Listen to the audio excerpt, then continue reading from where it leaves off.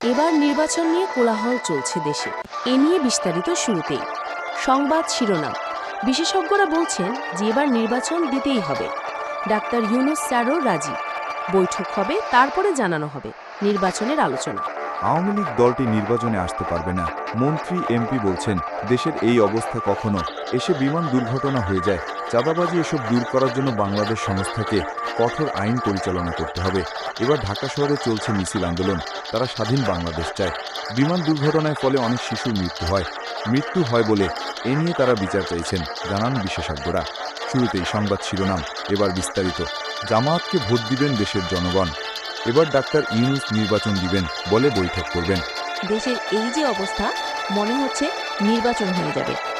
কখনো চাঁদাবাজি, কখনো পুরনো প্রশিক্ষণ বিমান তৈরি হয়ে যায়। এর বিমান দুর্ঘটনার ফলে অনেক শিশু মারা যায়। এবার কে দায়ী হবে, এই নিয়ে চলছে বিস্তারিত আলোচনা।